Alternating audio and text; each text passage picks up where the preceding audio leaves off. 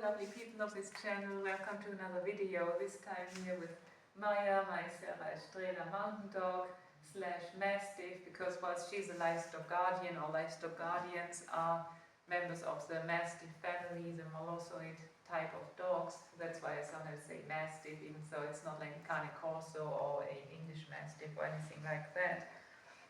So she'll be joining us hopefully for this video. Partially, if she's in the mood. If not, that's fine. Here's Mikey the beagle. You want to pan over to him, cameraman? Mikey the beagle, having a good siesta here. Mikey, Maya, come in. Of course, now Maya's more interested in the cameraman and cooperating here, so it's a work in progress. I want to make more videos with my dogs in them as well, and so far Priya the beagle that you saw in yesterday's videos has been the only one to flawlessly cooperate. The others are still, they will get there. Anyway, what I want to talk about today is, as you saw in the title, Mastiff Attacks Beagle, a bit of provocative title, also it did happen here in my own house. I want to speak about dog-on-dog fights in the home, what happens if dogs fight in the same household, how to prevent it if possible, how to manage situations that are difficult and potentially dangerous, and just a few tips and guidance and also occurrences that happen to me personally. It's just anecdotes. I don't have like scientific studies that say this approach always works in that situation, that approach doesn't. I don't know of any such numbers existing, but I'll just give you an overview of my experience, both professionally and personally, in dog-on-dog aggression cases. So what happened here a few weeks ago, this big girl Maya here showed showed aggression towards Priya, our little beagle, and this was concerning because Maya is like 4 times bigger than Priya, and one grab and shake from a mastiff can kill a beagle quite easily. Now with Maya, she never showed any sign of latching onto another dog. She might have a few altercations if dogs attacked her, or if even in the home, if Mikey the beagle here, tries to steal her chew. So she just communicates to the other dogs that this is not okay. But what happened with Priya the beagle, the older senior beagle whom we adopted a year ago at the age of 7 years old, I noticed that there was tension building. Every time Priya came to Maya, say Maya had a chew, Priya would come and try to steal the chew, and Maya would go after her more and more vehemently. And initially I didn't step in, but then I did, especially as I noticed suddenly Priya had like a crust of dried blood on her ear, so that was a big red flag, literally. And I then stepped in more vehemently, making sure Maya clearly understood that I'm not having any of this exaggerated displays of aggression here. So Maya is not in the possession of anything in my house. I own what's here. I give access to toys, to treats, to chews, to food, to water, everything. And Maya is not to make decisions like she now needs to guard this from any of the other dogs. Absolutely not. So I stepped in more, I grabbed her collar, I made sure she got her butt sit down, like trainer Joe Beckman would say, and stayed there and stayed away from Priya after she had gone after her. I also made sure in Cesar Milan style that Maya understood that she had to assume a submissive position to me. I know this is very controversial, this is Cesar Milan's Alpha Series and so forth, but nevertheless, this is an emergency situation, I would say. If a mastiff goes after a small dog in your house, you have to step in. So Maya seemed to understand that much better at this point, and at the same time I couldn't put too much pressure on, because Maya, being like almost all mastiffs, I would say, being quite sensitive along with being quite dominant, is an explosive mix, because you put too much compulsive pressure on such a dog and they will lash out in the worst moment possible at an innocent bystander, or in this case an innocent dog, out of frustration. She won't redirect to me. She absolutely loves me. I'm her one and only person she's fixated on, so she won't take it out on me. But it's not safe at this point, because And here's why I totally agree with the message of the force-free community, that not just their message, but also them relaying the message of the American College of Veterinary Behaviorists and related associations, stating that studies have found out, and many studies, not just one or two or three, have found out and agree that if you put compulsion, if you put pain, fear, too much pressure on dogs, or pressure at all on dogs that is causing them to feel negative emotion, the propensity for those dogs to then act more aggressively increases, and this could end deadly for a small dog in the house, right? So you have to take this very seriously. So I didn't want to put too much pressure to Maya, so I stepped in. I didn't physically punish her or anything at all. I just made sure with body language, with invading her personal space, bending over her, growling at her. She understands quite well that I'm not having any of this, that this beagle is mine, I protect it, it's my dog, and she is not to hurt it. At the same time, I made sure that everything to do with Bria was very happy, so I had both dogs together in my little circle of happiness here, making sure that they understand both that when they're together and I'm in the room as well, I'm right with them, there's food, there's toys, there's cuddles to be had, all the good things come when we're all in this bubble here.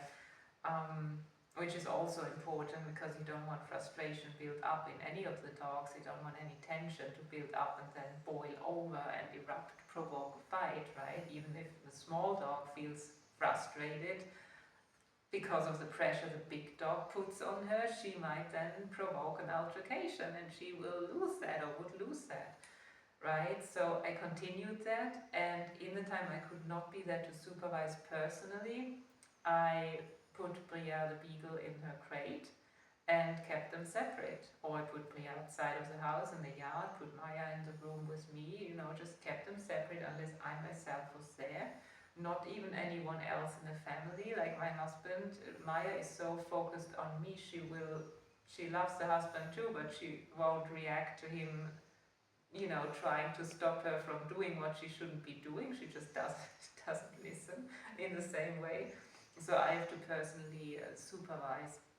And after, say, 1-2 weeks of this regimen of feeding them together, giving them treats together, training together, playing together, just Maya and Bria and me in this triangle, and absolutely making clear that no posturing up on Maya's part is tolerated when Bria tries to enter the room, for instance, and tries to access me. The symptoms of this tension, of this conflict, totally went away, all subsided, all went back to being happy and lovely between the two females, and it was wonderful. But there's also the fact that I very carefully, consciously picked these dogs, the members of my pack here, Mikey being a beagle, Bria being a beagle, Maya being an Estrela. All these are dogs that are genetically predisposed to working in groups. The beagles obviously as rabbit hunting dogs, fox hunting dogs in England, and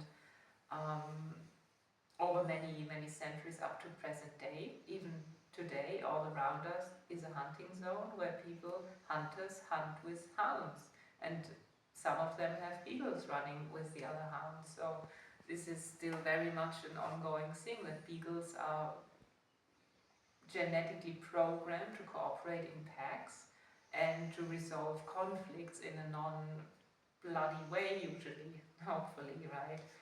The Estrela dogs, the flock guardians, on the other hand, are not pack dogs as such, as certainly not hunting dogs. They're there to protect large flocks of, in Portugal here in the mountains, of sheep, of goats and cattle usually.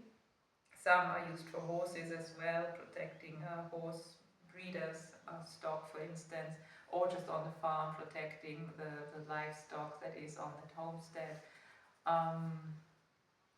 So they are used to working together with at least one other dog, usually in these situations, on a property. Maybe if it's just a house with a yard, like here, we just have one of them. But if we had livestock that was housed in different pastures and stables, we would have more than one certainly. And why? Because here locally there's big packs of wolves, Iberian wolves, that will absolutely eat sheep and cattle even, the young of cattle, young horses, fall prey to them. So you have to have a pack of livestock guardian dogs ideally, and this means that this Portuguese breed here is very much also used to cooperating with other dogs in packs to defend against wolves.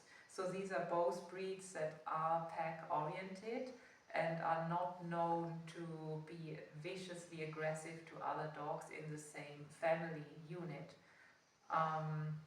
So that's an important aspect. I did almost get a Frenchie as a third dog, French Bulldog, but I abstained, and I tell you why.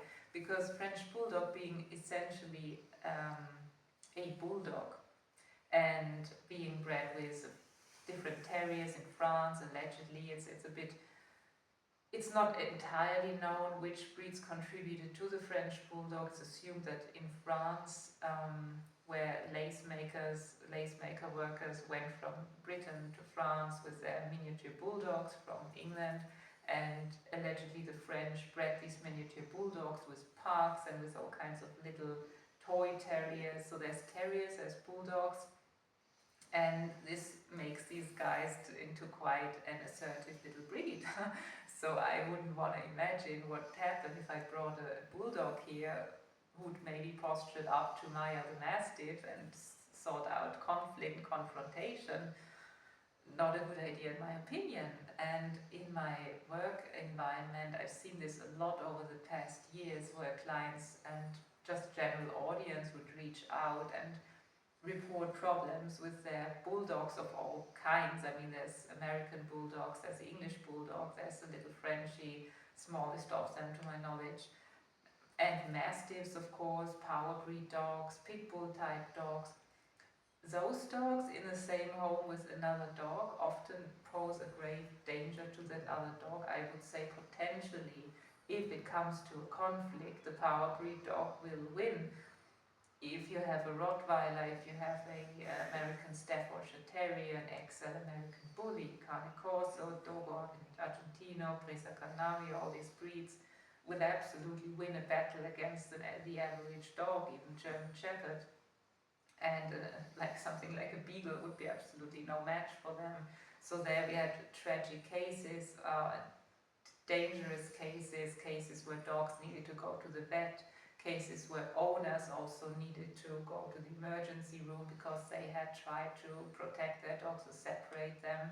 And this is not an easy matter either. If you're in a full-on fight, dogs have latched onto each other, being catch dogs by nature and genetics in the case of power breeds, like mastiffs, catch dog mastiffs, coursing mastiffs is the other expression for the Cane Corso, the Presa, the Dogo, for instance, or pit bull type dogs, like the smaller terrier types.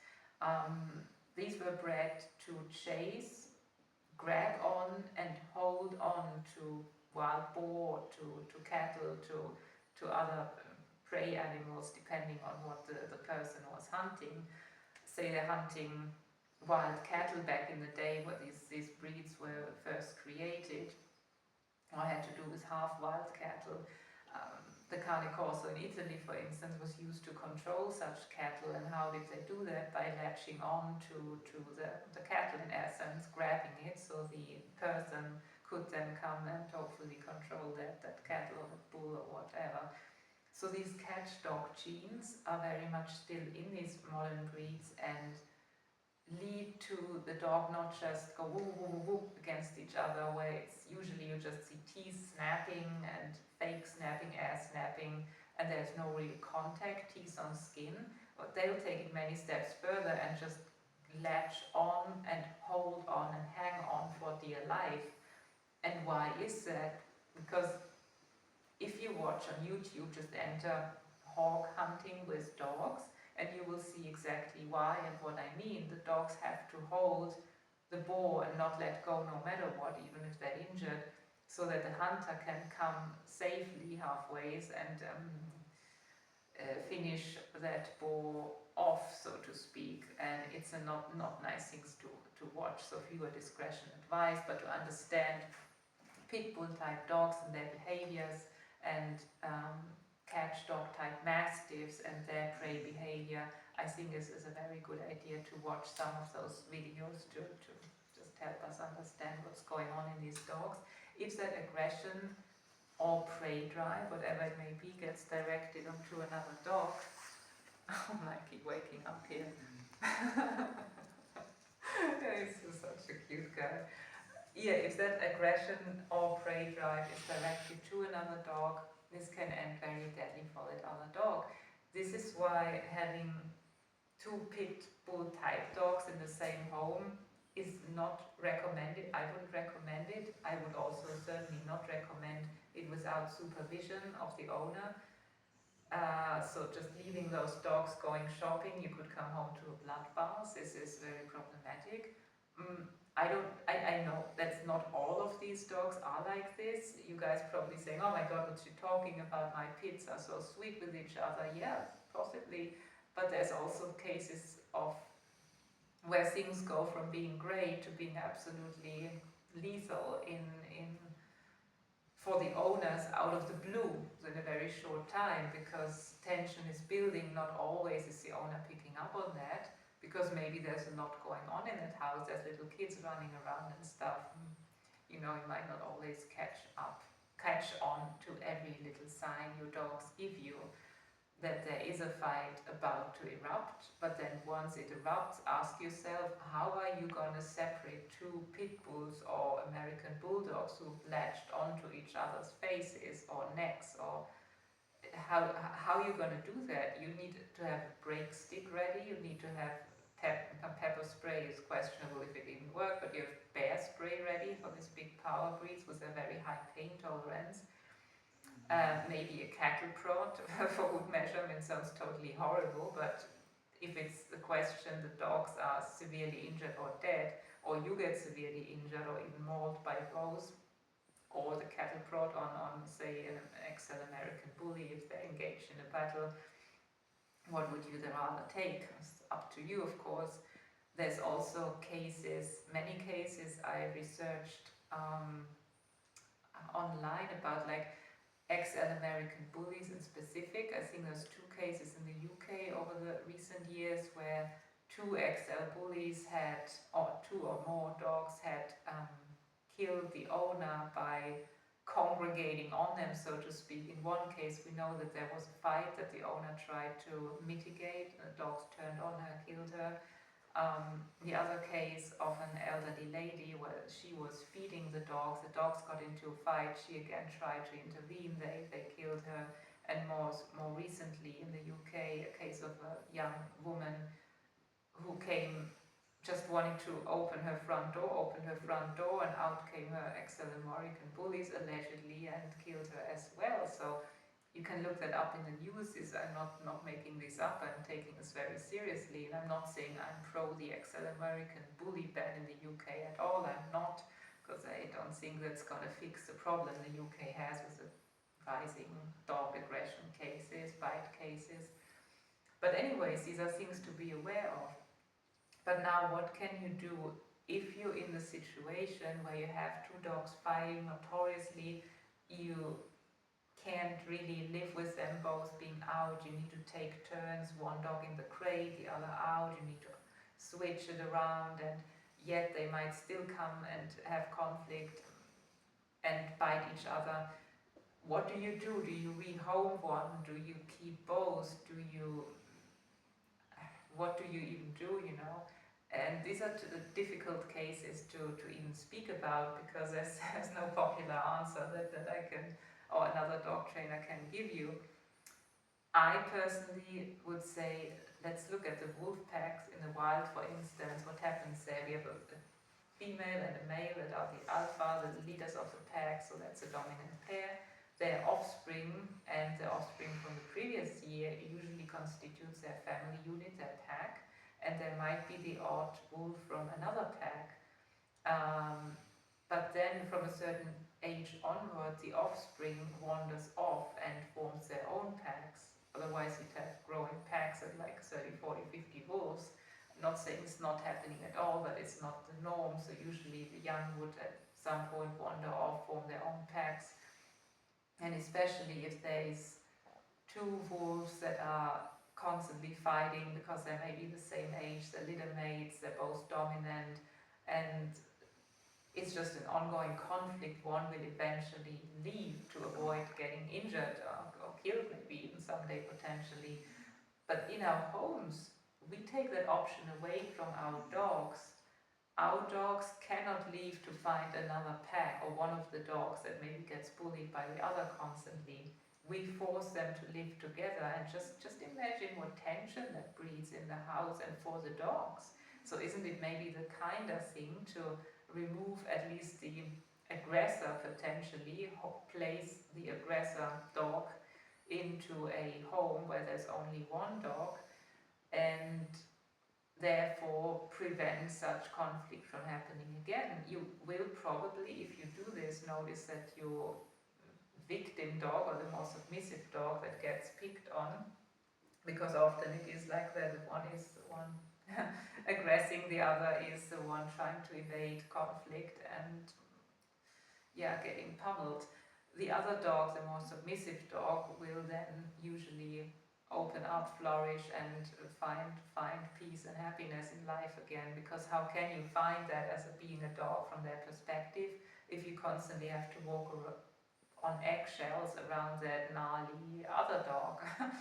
No matter even their size, be it a Jack Russell, be it a giant schnauzer, whatever it may be, it must be very uncomfortable, right? And not always can training help.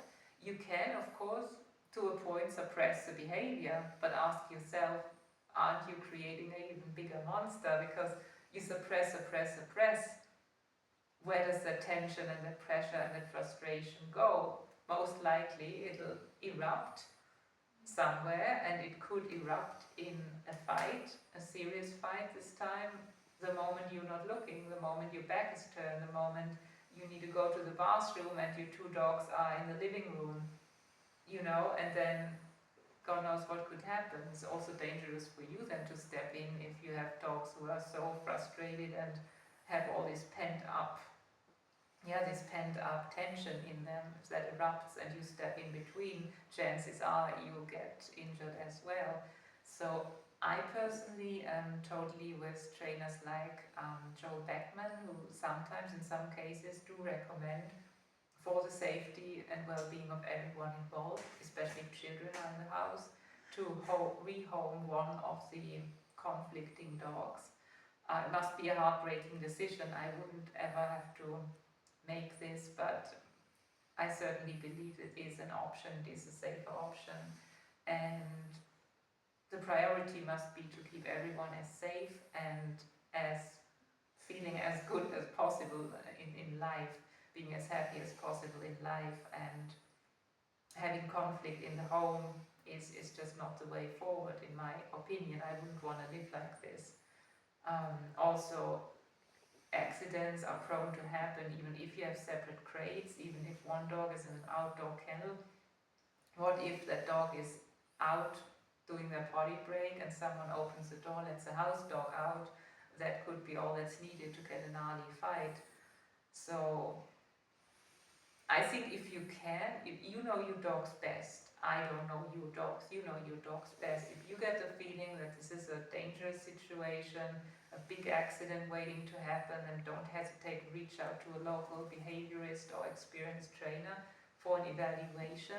Have that trainer come into your house, observe your dogs interacting, observe your dogs and you and the household members, if someone else lives there as well, interacting with each other, and consider their guidance on what the best measures would be, and more important than anything else, stay safe, don't take unnecessary risks, and don't also think you're going to do your dogs a favor if you keep them in a situation that is volatile, alright?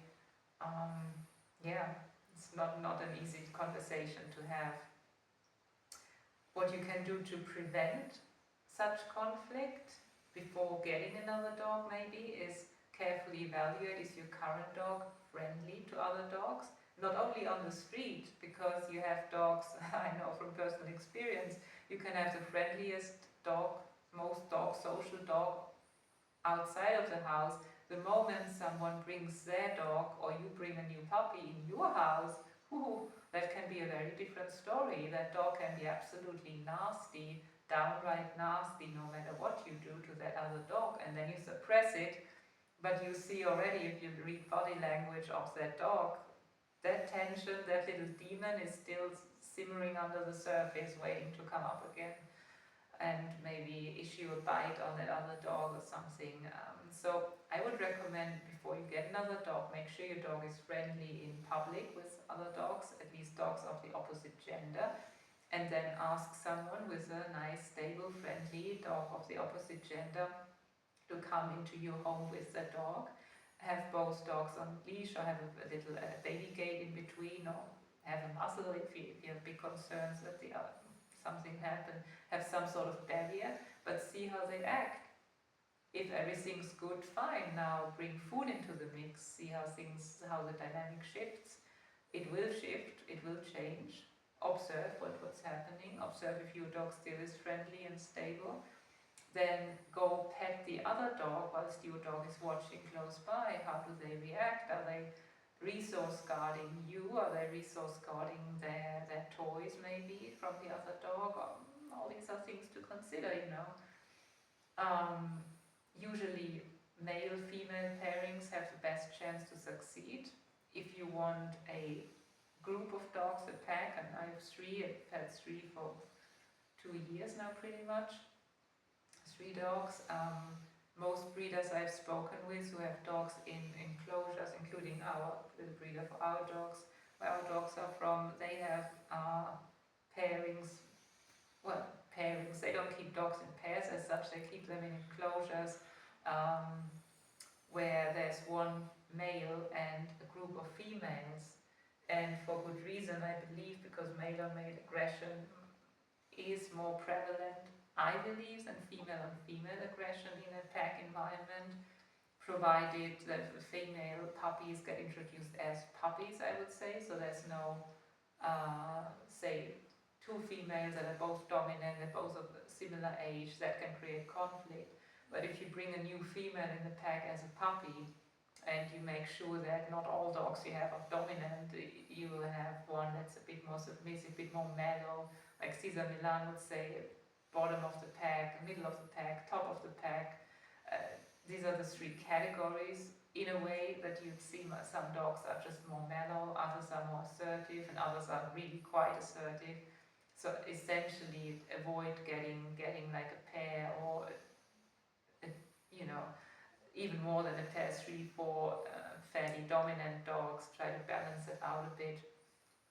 Male-female pairing, and in like multiple dog households, one male with several females has, I think, the best chance of working out just fine. And bringing in new dogs whilst the new dog is still young, making sure that no 2 dogs in the pack are of similar age. So, for instance, here, what do I have? Maya the mastiff is 4 years old now. Mikey the beagle, whom we saw before, is 2 years, and Bria the senior dog is 8 years. So we have a nice age gap, and we always have that in the little pack. The dog who was Priya's predecessor, a German Shepherd, was the same age, 7 years old. There was never conflict, just not ever, it didn't happen. Now with Priya was the first time that we really had a case of conflict erupting, and I believe it's likely because Priya has joined us later on in her life. She's not been raised by Maya like Mikey the beagle has, so it's a bit of a more, not as a natural a connection, I would say, because like you know, if you got kids, if you raise puppies, you just got a different bond, you got a different relationship. Whereas you adopt an older kid or you adopt an older dog, it just is different. So I hope this makes sense to you guys. I hope this helps you out. If you have any concern, don't hesitate to contact a local professional, dog training professional. If you have questions that you would like me to answer and address in a future video, post them in the comments. Also, any experience you have with dog-on-dog aggression in the home, or multiple dog ownership, or even just two dog ownership, let me know in the comments. It'd be very interesting to get into a conversation. But for now, I wish you an amazing day, night, whatever your time is, and speak to you in the next video. Bye for now.